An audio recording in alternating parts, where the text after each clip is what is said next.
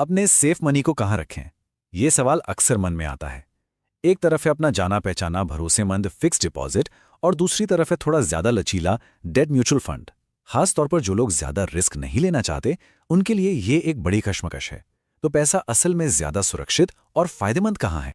तो चलिए इस पूरी बात को समझते हैं। सबसे पहले हम उस छुपे हुए दुश्मन को जानेंगे जो हमारी बचत को धीरे धीरे कम करता है। फिर हम अपने दोनों दावेदारों यानी एफडी और डेट फंड्स को समझेंगे, उनकी आमने सामने तुलना करेंगे, फिर टैक्स से जुड़ा एक बहुत बड़ा बदलाव देखेंगे और आखिर में ये तय करेंगे कि अपने पैसों के लिए कौन सा रास्ता चुनना बेटर है। तो चलिए शुरू करते हैं। सबसे पहले ये समझना जरूरी है कि ये फैसला इतना जरूरी क्यों है, क्योंकि हमारी मेहनत की कमाई पर दो ऐसे चोरों की नजर हैं जो चुपके चुपके उसे कम करते रहते हैं। एक है महंगाई और दूसरा है टैक्स। जरा सोचिए इस बारे में। क्या वो पैसा जिसे हम सेफ मानकर कहीं रखते हैं, वो असल में वक्त के साथ घट रहा है? अक्सर ऐसा होता है, लेकिन हमें इसका पता ही नहीं चलता। देखिए, इसे समझने के लिए नॉमिनल और रियल रिटर्न का फर्क जानना होगा।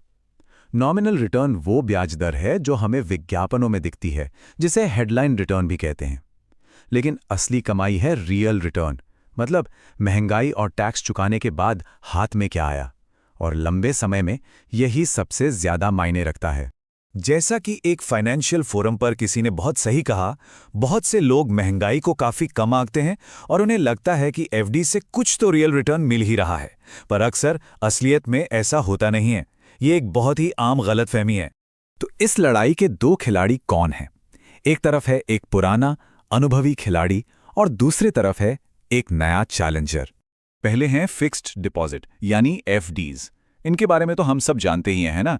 ये बैंकों का एक पारंपरिक बचत का तरीका है। इसमें एक तय समय के लिए पैसा जमा किया जाता है और उस पर गारंटीड ब्याज मिलता है। इसकी सबसे बड़ी ताकत है इसकी गारंटी और कैपिटल की सुरक्षा।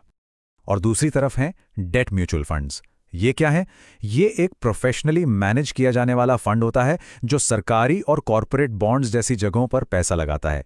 इसके रिटर्न बाजार से जुड़े होते हैं, मतलब इसमें बेहतर रिटर्न की गुंजाइश होती है। चलिए अब इन दोनों को आमने सामने खड़ा करते हैं और देखते हैं कि रिटर्न्स, जोखिम और लिक्विडिटी यानी पैसे निकालने की आसानी, इन तीन मामलों में कौन कहां टिकता है। अगर हम इन दोनों की सीधी तुलना करें तो तस्वीर और भी साफ हो जाती है। रिटर्न्स के मामले में एफडी में सब कुछ फिक्स है, गारंटीड है, जबकि डेट फंड के रिटर्न मार्केट के उतार चढ़ाव पर निर्भर करते हैं। जोखिम की बात करें तो एफडी में जोखिम ना के बराबर होता है, वहीं डेट फंड्स में थोड़ा क्रेडिट और ब्याज दर का जोखिम बना रहता है। और लिक्विडिटी, एफडी में एक लॉक इन पीरियड होता है और समय से पहले पैसा निकालने पर पेनल्टी लगती है, जबकि ज्यादातर डेट फंड से पैसा निकालना काफी आसान होता है। एफडी का एक बहुत बड़ा सुरक्षा कवच है डीआईजीसी का बीमा। बैंक में जमा 5 लाख रुपए तक की रकम पूरी तरह से सुरक्षित होती है। ये बात उन लोगों को बहुत आश्वस्त देती है जो कोई रिस्क नहीं लेना चाहते। अब जरा पिछले कुछ सालों के आंकड़े देखिए, ये फर्क को और भी साफ कर देते हैं। पिछले 10 सालों में एसबीआई एफडी ने करीब 8.25% का सालाना रिटर्न दिया है। वहीं अगर इसकी तुलना मार्केट से करें, जैसे निफ्टी 50 टीआरआई से, तो उसका रिटर्न रहा है 13.62%। मतलब अगर किसी ने 1 लाख रुपए एफडी में रखें तो वो बने 2.26 लाख, जबकि मार्केट इंडेक्स में वही 1 लाख रुपए 3.58 लाख रुपए बन गए। लेकिन रुकिए, कहानी में एक बहुत बड़ा मोड़ भी है। टैक्स के नियमों में एक ऐसा बदलाव हुआ है जिसने इस पूरी तुलना का समीकरण ही बदल कर रख दिया है। ये तारीख याद रखिए, 1 अप्रैल 2023। इस तारीख ने पूरा खेल ही बदल दिया।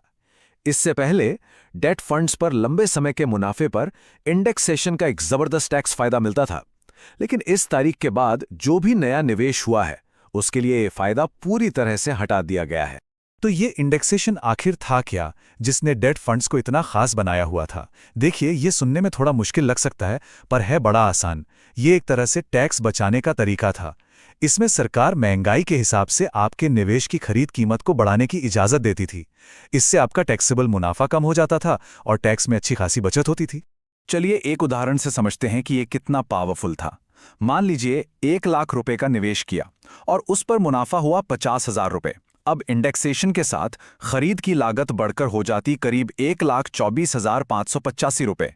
तो टैक्सेबल मुनाफा सिर्फ 25,415 रुपए ही रह गया।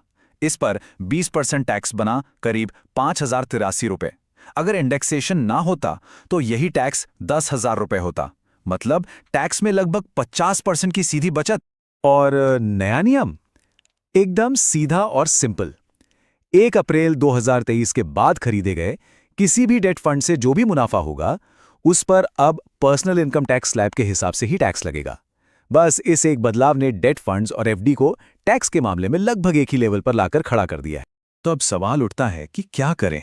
देखिए, इसका मतलब ये नहीं है कि कोई एक जीत गया और दूसरा हार गया। इसका मतलब ये है कि अब हमें और भी सोच समझकर अपने फाइनेंशियल गोल के हिसाब से सही टूल चुनना होगा। तो फिक्स्ड डिपॉजिट कब चुनना चाहिए? अगर गारंटीड रिटर्न्स चाहिए, अगर बाजार के जोखिम से बिल्कुल भी राहत महसूस नहीं होती और अगर पहली प्राथमिकता अपने पैसे को सुरक्षित रखना है, तो एफडी एक अच्छा विकल्प है। ये उन लोगों के लिए है जिन्हें निश्चितता पसंद है। और डेट फंड्स के बारे में कब सोचना चाहिए? अगर बेहतर लिक्विडिटी चाहिए, मतलब पैसे निकालने में आसानी हो, अगर थोड़े बहुत जोखिम के साथ कोई दिक्कत नहीं है और अगर बाजार के हिसाब से डायनामिक रिटर्न का लक्ष्य है। आखिर में एक बात हमेशा याद रखनी चाहिए, बाजार ये तय करते हैं कि आपका पैसा कैसे बढ़ेगा, लेकिन टैक्स ये तय करते हैं कि आप उस बढ़त का कितना हिस्सा अपने पास रखेंगे। इसलिए हमेशा नेट रिटर्न को ध्यान में रखकर ही निवेश की प्लानिंग करनी चाहिए। तो अब जब सारे नियम पता हैं और दोनों खिलाड़ियों की ताकत और कमजोरियां भी सामने हैं, तो सवाल ये उठता है, क्या हमारा पैसा सही खेल खेल रहा है? ये सोचने वाली बात है।